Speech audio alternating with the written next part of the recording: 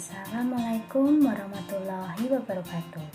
Shalom, Om Swastiastu, Namo Buddhaya, Salam Kebajikan. Halo teman-teman, perkenalkan nama saya Ibu Setia Gungayuma Derosalia Martawibawa dari Fakultas Kedokteran Hewan Universitas Wijayakesuma, Surabaya dengan NPM 18820025 dari kelas A. Untuk memenuhi tugas dari mata kuliah kesehatan lingkungan, di sini saya akan menjelaskan mengenai pengendalian habitat vektor penyakit hewan atau ternak. Yuk langsung saja kita simak penjelasan berikut. Sebelumnya sudah pada tahu belum nih apa itu vektor penyakit? Vektor adalah hewan avertebrata yang bertindak sebagai penular penyebab penyakit atau agen dari host pejamu yang sakit ke pejamu lain yang rentan. Menurut International Health Regulation atau IHR tahun 2005, vektor adalah serangga atau hewan lain yang biasanya membawa kuman penyakit yang merupakan suatu risiko bagi kesehatan masyarakat. Nah teman-teman, di sini vektor itu digolongkan menjadi dua. Ada apa saja? Ada vektor mekanik dan vektor biologis. Untuk membedakan vektor mekanik dan vektor biologis itu, kita lihat dari agen penyebabnya. Nah, kalau vektor mekanik, agen penyebab suatu penyakit itu tidak mengalami perubahan atau perkembangbiakan di dalam tubuh si vektor tersebut. Sedangkan pada vektor biologis, agen penyebabnya itu mengalami perkembangbiakan di dalam tubuh si vektor itu. Misalnya kalau pada vektor mekanik contohnya lalat dan tikus. Lalat itu cuma hinggap, jadi tidak ada mengalami perubahan atau perkembangbiakan dari si agen penyebab penyakit. Nah, kalau vektor biologis contohnya nyamuk. Kita ambil contoh seperti parasit Plasmodium atau parasit penyebab penyakit malaria. Nah, di sini parasit Plasmodium akan mengalami perkembangbiakan di dalam tubuh si nyamuk tadi. Makanya itu disebut dengan vektor biologis. Teman-teman sudah pada tahu belum di mana sih habitat vektor penyebab penyakit itu? Habitat mereka yaitu di kotoran hewan, sampah, tempat lembab, lingkungan sekitar, dan di air yang menggenang.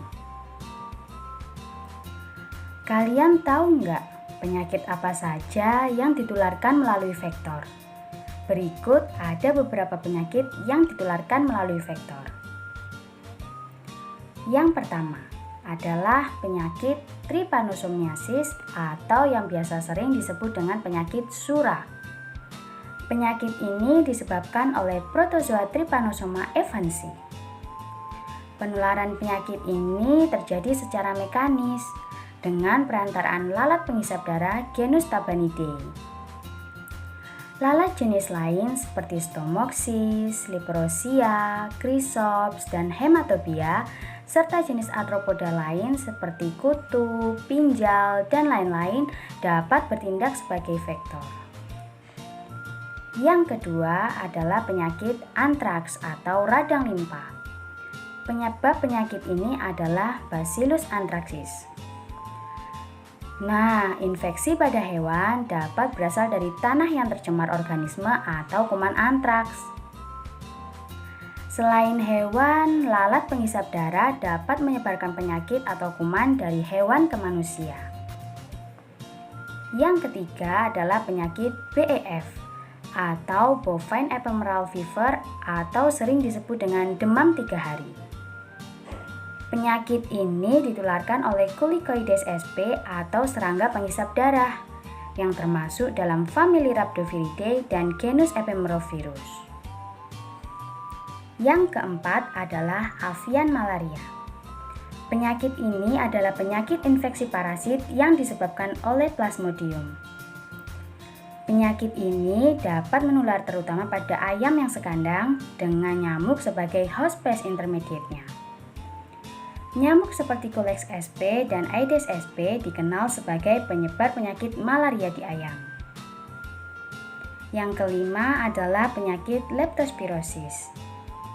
Penyakit ini berasal dari bakteri Leptospira interrogans yang ditularkan melalui urin hewan pengerat yang kemudian dapat ditularkan ke manusia dan hewan tertentu. Tikus merupakan reservoir dari penyebab penyakit leptospirosis. Apa aja sih yang dapat kita lakukan untuk mengendalikan habitat vektor penyakitnya?